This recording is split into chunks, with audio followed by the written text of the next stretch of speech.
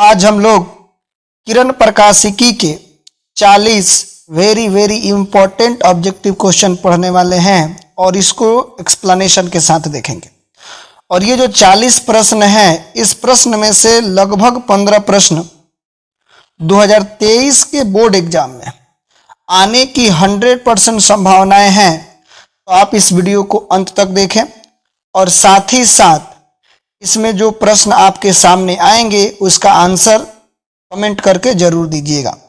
हम लोग आज शुरू करते हैं, देर न करते हुए हम लोग वीडियो को स्टार्ट करते हैं।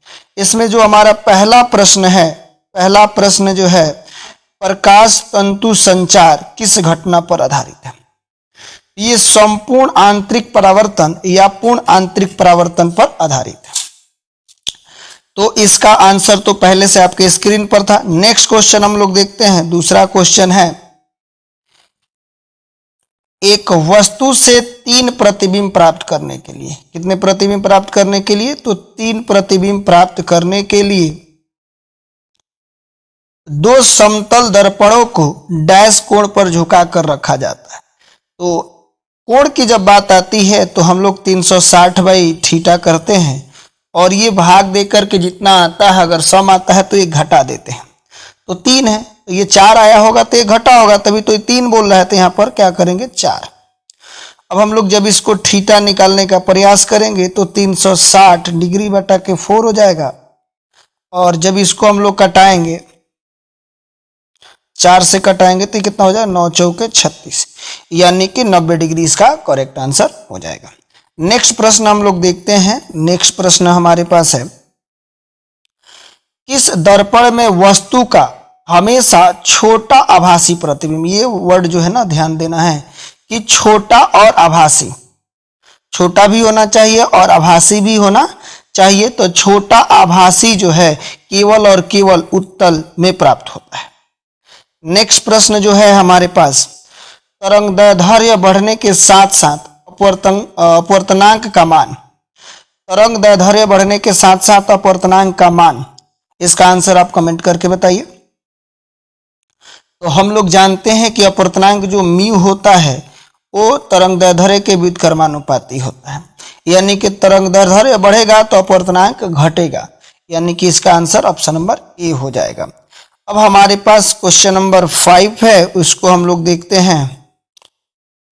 देखिए, एक पतले लेंस को जब 1.6 अपवर्तनांक वाले द्रव में डुबाया जाता है, एक पतले लेंस को जब 1.6 अपवर्तनांक वाले द्रव में डुबाया जाता है तब लेंस दिखाई नहीं पड़ता है। लेंस का अपवर्तनांक बताइए। तो जब भी किसी लेंस को किसी माध्यम में रखा जाता है दिखाई नहीं देता है, इसका मतलब यही है कि उस माध्यम का और उस लेंस का अपवर्तनांक बराबर होगा तभी दिखाई नहीं देगा।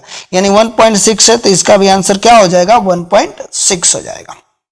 नेक्स्ट क्वेश्चन हम लोग देखते हैं। क्वेश्चन नंबर 6, 2 समतल दर्पणों के बीच में एक वस्तु को रखा गया है। यदि दर्पणों का बीच के कोण जो है 60 डिग्री हो तो महत्तम प्रतिबिंबों की संख्या बताना है। तो महत्तम प्रतिबिंबों की थीटा का मान दिया है, यहाँ पर कितना थीटा का मान दिया है? 60 डिग्री। 60 डिग्री दिया हुआ है तो प्रतिबिंबों की जो संख्या होती आई वो हो जाएगा 360/60, 1 0 से 1 0 और 6 6 के 36। तो ये आ रहा है 6, लेकिन प्रतिबिंबों की संख्या एक लास्ट में कम कर दिया जाता है तो प्रतिबिंबों की संख्या हो जाएगा 5। तो प्रतिबिंबों की संख्या कितना हो गया? 5। अब हमारे पास नेक्स्ट प्रश्न है, क्वेश्चन नंबर 7। क्वेश्चन नंबर 7 है, इनमें से किस जोड़े के लिए क्रांति कोण का मान न्यूनतम होता है? तो जिसका अपवर्तनांक का अंतर अधिक होगा उसके लिए क्रांति कोण का मान न्यूनतम होता है। तो ये पानी हवा है, ये कांच है, और ये कांच हवा है, और ये कांच कांच है। तो हम लोग जानते हैं कि पानी का अपवर्तनांक 1.33 होता है और हवा का 1 होता है, तो ये हो जाएगा 0.33। इसमें देखते हैं कांच का होता है 1.5 और पानी के होता है 1.33, ये भी कम होगा। लेकिन ये जो कांच है सबसे अधिक जो होगा इसमें होगा। तो इसलिए इस जोड़े के लिए क्रांति कोण का मान जो होता है वो न्यूनतम होगा। अगर आप क्रांति कोण का डेफिनेशन जानते हैं तो पूरे क्रांति कोण का डेफिनेशन कमेंट में जरूर लिख दीजिएगा। नेक्स्ट प्रश्न हम लोग देखते हैं क्वेश्चन नंबर 8। क्वेश्चन नंबर 8 हमारे पास है, प्रकाश से कांच में प्रवेश करती है। जब प्रकाश हवा से कांच में प्रवेश करती है, प्रकाश जो है हवा से कांच में प्रवेश करती है तो इसका तरंगदैर्ध्य क्या हो जाता है। तो अब देखिएगा, हम लोग जानते हैं कि अपवर्तनांक के व्युत्क्रमानुपाती होता है तरंगदैर्ध्य, और तरंगदैर्ध्य के अनुसार प्रकाश का वेग भी होता है। तो अब हम लोग जानते हैं कि जैसे ये कांच में प्रवेश करेगा, इसका जो अपवर्तनांक है वो बढ़ जाएगा। अपवर्तनांक बढ़ जाएगा, तरंगदैर्ध्य घट जाएगा। तरंगदैर्ध्य इसका क्या होगा, घटता है। इसका तरंगदैर्ध्य क्या होगा, घट जाएगा। ऑप्शन नंबर बी करेक्ट हो जाएगा। अब हमारे पास नेक्स्ट प्रश्न है क्वेश्चन नंबर 9। -1.5D एवं +2.5D डी फॉर डायप्टर, जो लेंस की क्षमता का एसआई मात्रक होता है। ये दो लेंस संपर्क में रखे गए हैं, संयोजन की फोकस दूरी क्या होगी। तो पहले फोकस दूरी क्या होगी तो हम लोग इसको निकालते हैं। तो पहले देख लेते हैं, क्षमता दिया है। तो क्षमता दिया है तो हम लोग जानते हैं कि P बराबर जो होता है P1 प्लस के P2 होता है। तो P1 का मान दिया है -1.5 दिया है, और प्लस ये दिया है 2.5। तो जो ये माइनस है ये प्लस है, तो ये हो जाएगा हमारे पास 1। तो P का मान 1 हो गया। हम लोग जानते हैं कि P बराबर होता है 1/f। P बराबर 1/f, तो यहाँ पर 1 हो जाएगा, 1/f होगा, तो ये f का मान हो जाएगा 1। समझ गए होंगे, तो ये 1 मीटर हो जाएगा। तो हम लोग को बताना था फोकस दूरी, तो फोकस दूरी इसका क्या हो जाएगा, 1 हो जाएगा। नेक्स्ट प्रश्न हम लोग के पास है क्वेश्चन नंबर 10। क्वेश्चन नंबर 10 देखिए, एक गोलीय दर्पण को पानी में डुबाया जाता है, इसकी फोकस दूरी क्या होगी। जब इसको पानी में डुबाया जाता है तो दर्पण है। अब यहाँ पर समझना है, कुछ बच्चे कंफ्यूज हो जाते हैं, लेंस समझ लेते हैं, लेकिन ये दर्पण है तो कोई फर्क नहीं पड़ेगा, क्योंकि यहाँ पर दर्पण दिया हुआ है तो अचर रहेगी, कोई परिवर्तन नहीं होगा। तो ऑप्शन जो होगा सी करेक्ट हो जाएगा। अब हम लोग नेक्स्ट प्रश्न की तरफ चलते हैं। नेक्स्ट प्रश्न जो है क्वेश्चन नंबर 11 जो है वो क्या है, कह रहा है कि एक प्रकाश किरण कांच का अपवर्तनांक क्या हो जाएगा, 5/3 यहाँ पर दिया। पानी में जिसका अपवर्तनांक 4/3 में जा रही है, क्रांति कोण का मान बताइए। तो हम लोग जानते हैं जिसका अपवर्तनांक अधिक होता है उसको हम लोग सघन माध्यम मानते हैं, जिसका कम होता है उसे विरल माध्यम मानते हैं। तो यहाँ पर 5/3 है तो ये ज्यादा है, तो क्रांति कोण जो होता है IC जो होता है वो क्या मिल जाता है भैया, साइन इनवर्स μ2 बटा के μ1। तो μ2 बटा के μ1 जो होगा, तो यहां पर हो जाएगा आपके पास साइन इनवर्स μ2। तो μ2 का मान जो दिया है वो माने μ2 का मतलब जो हो गया विरल माध्यम। तो विरल माध्यम जो दिया है वो 5/3 है, और इसका जो माध्यम है 4/3 है। 4/3, 3 से 3 कैंसिल हो जाएगा, तो ये 5/3 हो जाएगा। यानी कि हम लोग इसमें ऑप्शन देख रहे हैं तो कोई ऑप्शन सही नहीं है, क्योंकि ये 3 से 3 कट गया तो 5/4 होना चाहिए। तो 5/4 इसमें कहीं नहीं दिया है, कहीं पे नहीं दिया है, तो इनमें से कोई नहीं आंसर होगा। ठीक है, नेक्स्ट क्वेश्चन हम लोग देखते हैं। नेक्स्ट प्रश्न हमारे पास क्या है, क्वेश्चन नंबर 12 देखते हैं। क्वेश्चन नंबर 12 जो है, किस रंग का तरंगदैर्ध्य सबसे कम होता है। तो हम लोग जानते हैं कि बैंगनी रंग का तरंगदैर्ध्य सबसे कम होता है। थोड़ा सा प्रश्न जो है मैं फास्ट कर दे रहा हूं टाइम को कम करने के लिए, लेकिन अगर आपको लगता है कि मैं ज़्यादा फास्ट बता रहा हूं तो आप कमेंट करके बोलिए। नेक्स्ट वीडियो जो आएगा, नेक्स्ट वीडियो में मेरा प्लान है कि मैं चैप्टर वाइज, जैसे आप इलेक्ट्रोस्टैटिक्स के चैप्टर 1, चैप्टर 2, जैसे आवेश हो गया, विद्युत क्षेत्र हो गया, विद्युत द्विध्रुव हो गया, इन सभी को चैप्टर वाइज VVI ऑब्जेक्टिव जो 2023 में आने की संभावनाएं हैं उसको मैं डाल दूंगा। तो आप कमेंट करके जरूर अपना राय दीजिएगा। तो इसका तो आंसर हम देख लिए, किस रंग का तरंगदैर्ध्य सबसे कम होता है, तो बैगनी का सबसे कम होता है। नेक्स्ट प्रश्न हम लोग देखते हैं, क्वेश्चन नंबर 13 कह रहा है कि कांच के लिए किस रंग का अपवर्तनांक अधिक होता है। तो अपवर्तनांक देखिएगा, तो अपवर्तनांक तरंगदैर्ध्य के व्युत्क्रमानुपाती होता है। तो हम लोग जानते हैं कि तरंगदैर्ध्य जो होता है वो सबसे अधिक लाल का होता है, तो हमको अपवर्तनांक अधिक चाहिए, तो हम लोग उसके विपरीत चले जाएंगे तो बैगनी हो जाएगा। क्योंकि हम लोग क्या जानते हैं, हम लोग जानते हैं कि म्यू इज इक्वल टू 1/λ, और सबसे अधिक तरंगदैर्ध्य लाल का होता है, तो अपवर्तनांक सबसे अधिक किसका होगा, बैगनी का, उल्टा होता है। समझ गए होंगे। आप इसका आंसर कमेंट में करके भी आप बताइएगा नंबर सहित, जैसे आप 13 का डी, 13 का 12 का ए बी, ऐसे करके आपको कमेंट करना है, ठीक है। चलिए हम लोग देख लेते हैं 14 नंबर क्वेश्चन क्या है। 14 नंबर क्वेश्चन हमारे पास है, किस रंग का तरंगदैर्ध्य सबसे अधिक होता है। तो अभी हम लोगों ने देखा लाल रंग का तरंगदैर्ध्य जो होता है सबसे अधिक होता है और विचलन सबसे कम होता है, तो इसका आंसर हो जाएगा लाल। आप भी इसका आंसर जैसे आपको कमेंट में करना है, जैसे ये 14 है, 14 का ए सही है, तो 14 ए लिख करके कमेंट कर दीजिएगा, ताकि मैं समझूंगा कि आप वीडियो देख रहे हैं, एकदम सही से पढ़ने का प्रयास कर रहे हैं।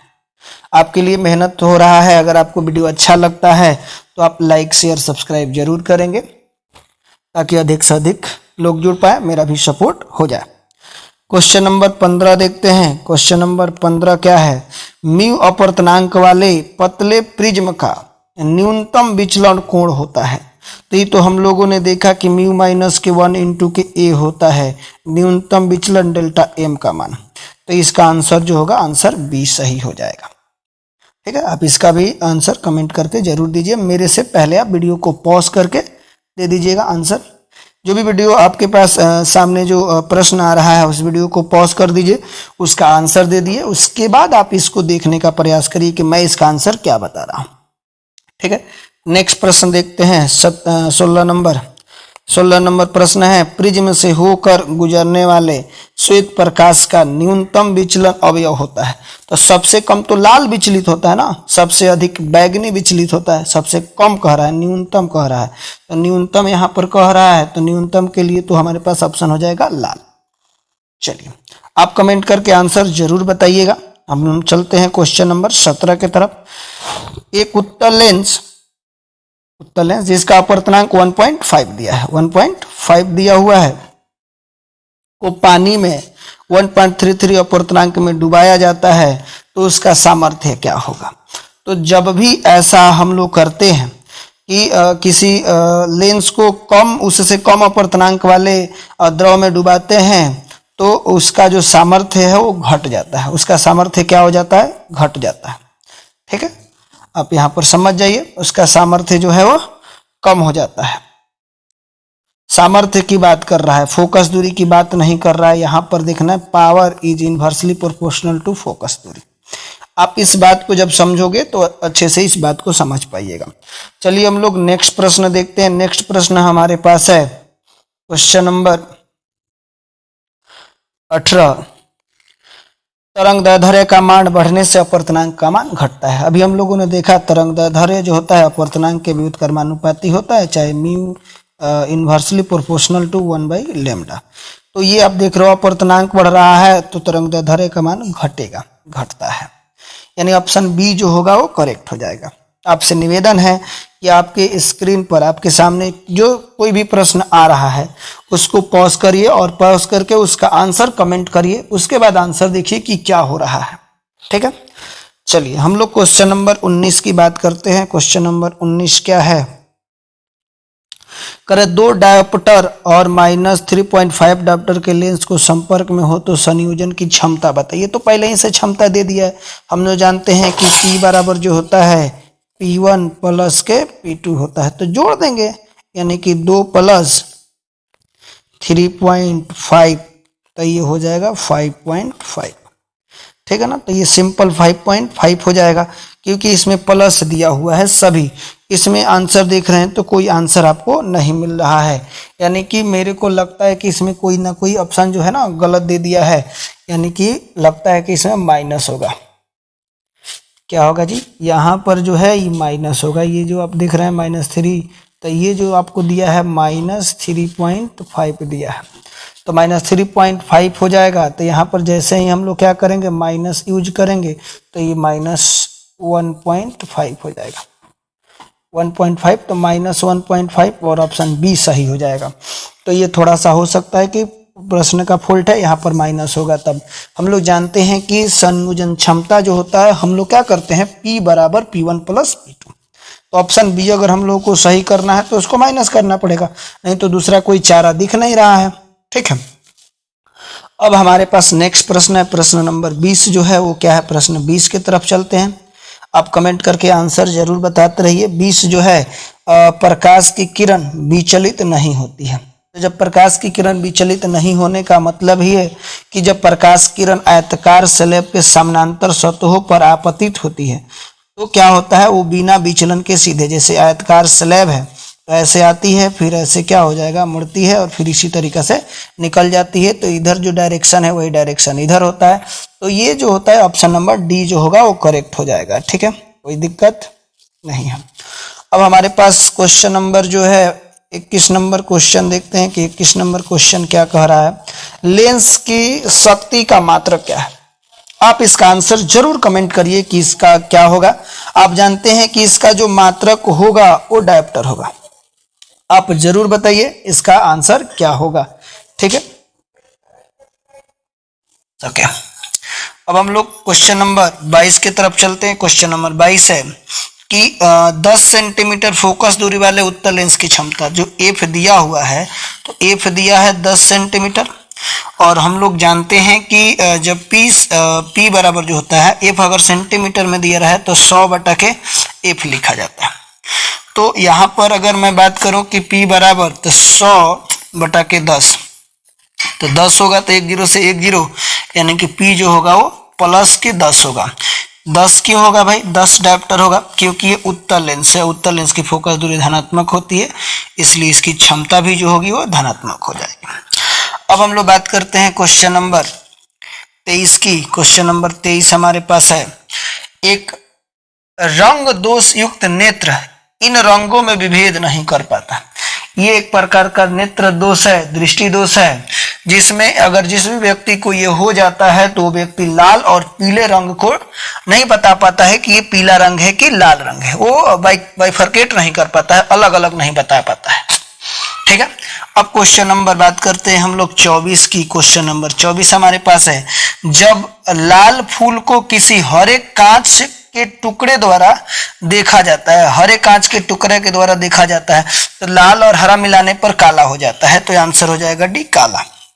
ठीक है, तो कैसा दिखाई देगा जी, काला दिखाई देगा, बिल्कुल। अब हम लोग क्वेश्चन नंबर बात कर लेते हैं 25 की। क्वेश्चन नंबर 25 हमारे पास है, एक द्विउत्तल लेंस आभासी प्रतिबिंब बना सकता है। तो द्विउत्तल लेंस जो है, नहीं कि उत्तल लेंस जो है वो कब बनाएगा आभासी प्रतिबिंब? आभासी प्रतिबिंब तब बनाएगा जब हम लोग वस्तु को लेंस और उसके फोकस के बीच रखेंगे। ठीक है, नेक्स्ट क्वेश्चन हमारे पास है क्वेश्चन नंबर 26। क्वेश्चन नंबर 26 है, जब एफ फोकस दूरी वाले उत्तल लेंस को पानी में डुबाया जाता है तो उसकी क्षमता क्या हो जाती है?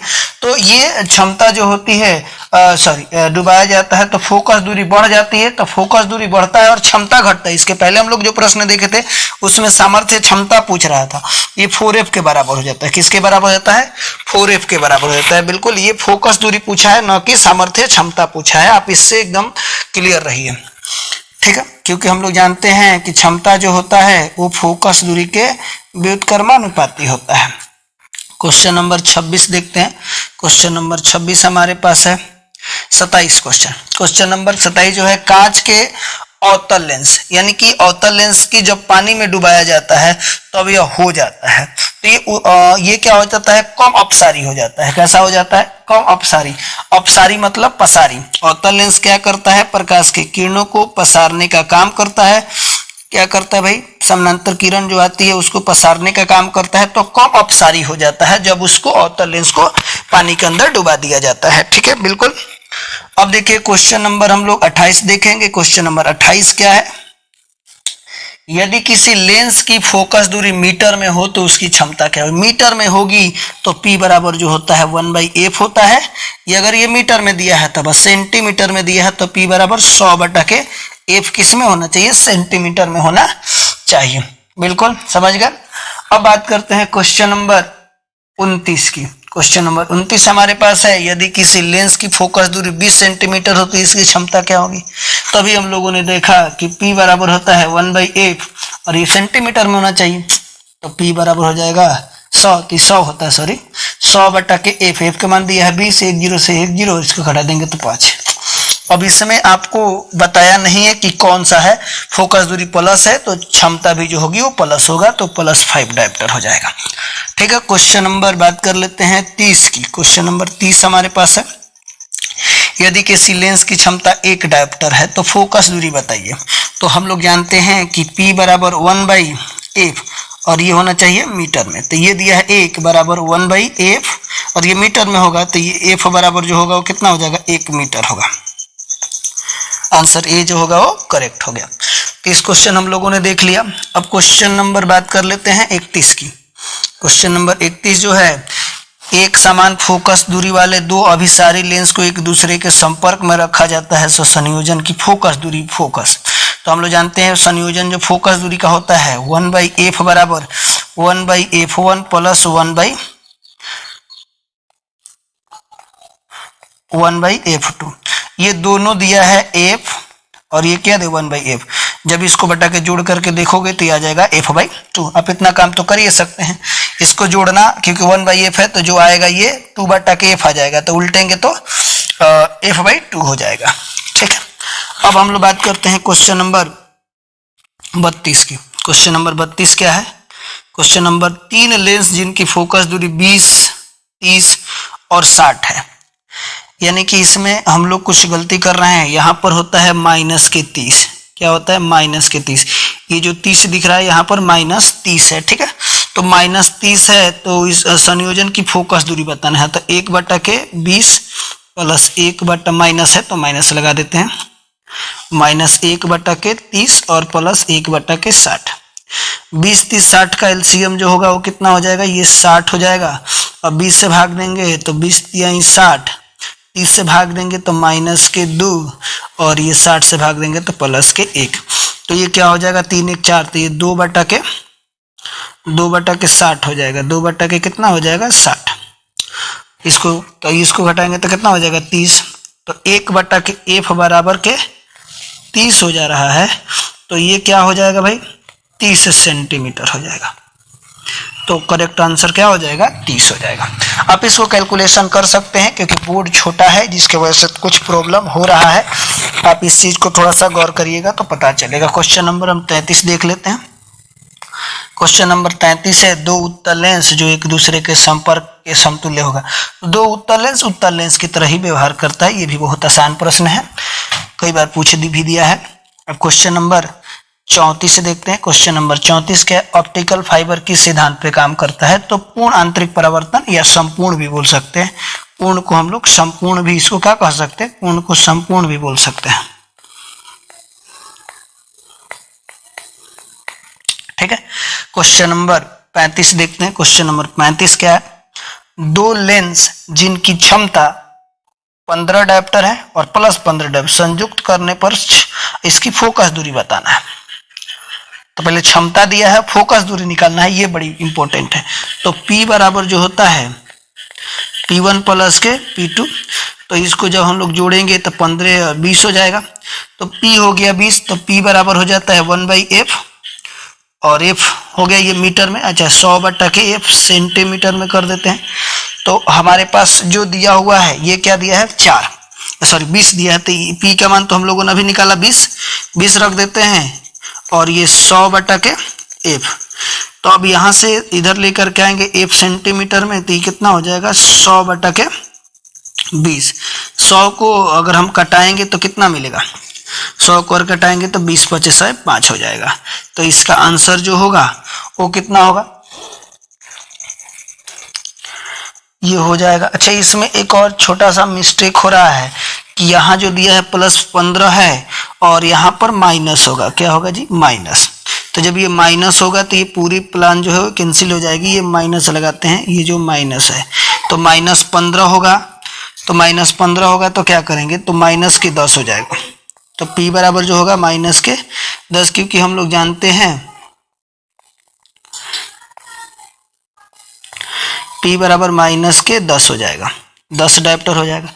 और P बराबर होता है 100/F सेंटीमीटर में होता है।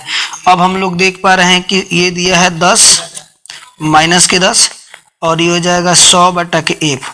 तो F को इधर लेकर के आएंगे और ये -10 है, ये क्या है -10 है, तो इधर आएगा तो हो जाएगा -10 सेंटीमीटर हो जाएगा। तो ऑप्शन नंबर ए जो होगा वो करेक्ट हो जाएगा। तो यानी कि क्वेश्चन में कुछ फॉल्ट था जिसके वजह से प्रॉब्लम हो रहा था। क्वेश्चन नंबर हम लोग बात कर लेते हैं 36 की। क्वेश्चन नंबर 36 क्या है, आप लोग आंसर कमेंट करके जरूर बताइएगा। क्वेश्चन नंबर 36 देखते हैं। क्वेश्चन है, संयुक्त सूक्ष्मदर्शी की दोनों में से किसके लेंस की फोकस दूरी का अधिक अंतर होता है। अधिक अंतर किसका होता है, तो मैं बता दूं अधिक अंतर जो होता है वो होता है संयुक्त सूक्ष्मदर्शी का। किसका हो जाएगा, सूक्ष्मदर्शी का हो जाएगा। ठीक है, आप इसका आंसर बता दीजिएगा, संयुक्त सूक्ष्मदर्शी। अब हम लोग नेक्स्ट जो है क्वेश्चन नंबर 37 की बात करते हैं। क्वेश्चन नंबर 37 क्या है, एक संयुक्त सूक्ष्मदर्शी के अभिदृश्यक लेंस बनाता है कैसा प्रतिबिंब बनाता है। तो जो अभिदृश्यक है वास्तविक बनाता है और बड़ा बनाता है, वास्तविक बनाता है और बड़ा बनाता है, वास्तविक और बड़ा बनाएगा। ये प्रश्न 37 हो गया। अब प्रश्न जो है 38 की बात कर लेते हैं। प्रश्न 38 जो है वो क्या है, एक उत्तल लेंस को ऐसे द्रव में डुबाया जाता है जिसका अपवर्तनांक लेंस के पदार्थ के अपवर्तनांक के बराबर है, उसकी फोकस दूरी क्या होगी। तो जब दोनों लेंस के अपवर्तनांक बराबर होगा तो जो होगा उसकी फोकस दूरी अनंत हो जाएगी और वो लेंस दिखाई देना बंद करता है या समतल की तरह व्यवहार करने लगता है। जब भी समान अपवर्तनांक वाले किसी लेंस को द्रव में डुबाया जाता है तो उसकी फोकस दूरी जो होती है वो अनंत हो जाती है और उस समतल दर्पण की तरह, समतल लेंस की तरह व्यवहार करने लगता है। 38 क्लियर हो गया। अब हम लोग बात करते हैं 39। दूर दृष्टि दोष को दूर करने के लिए किसका प्रयोग होता है। आप इसका आंसर आप बताइएगा, मैं इसका आंसर बताने वाला नहीं हूं। आप इसका आंसर कमेंट करके जरूर बताइएगा, दूर दृष्टि दोष को दूर करने के लिए किसका प्रयोग किया जाता है। या फिर मैं आपको एक ट्रिक बताऊं, आप उसको ध्यान रखना। जब दूर देखो, दूर में 2 लेटर है तो 2 से 1 बढ़ाओगे तो कितना होगा, 2 जो दिया है तो 3 लेटर, तो 3 लेटर से क्या लिखाएगा, अवतल। 3 लेटर से क्या लिखाता है, तो दूर है उत्तल लिखाएगा, तो 3, तो ये उत्तल हो जाएगा। बात समझने का प्रयास करिएगा।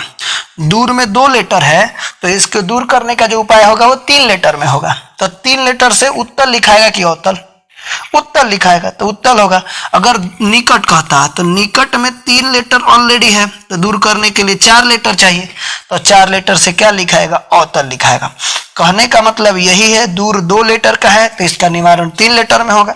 3 लेटर से उत्तल लिखाएगा, यानी कि दूर दृष्टि दोष को दूर करने के लिए उत्तल लेंस का और निकट दृष्टि दोष को दूर करने के लिए अवतल लेंस का प्रयोग होता है।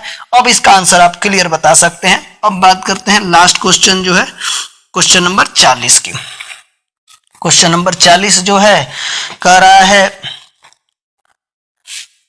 40 नंबर जो प्रश्न है, किसी प्रिज्म का एक वर्णी प्रकाश आपतित होती है, यानी एक प्रिज्म एक वर्णी माने एक रंग वाला प्रकाश के आपतित होने पर निम्न में से कौन सी घटना घटती है। तो एक वर्णी प्रकाश आएगा तो केवल और केवल विचलित हो जाएगा, केवल और केवल विचलित। लेकिन श्वेत प्रकाश आता है तो उसका वर्ण विक्षेपण हो जाता है। तो एक वर्णी है तो केवल और केवल विचलन होगा।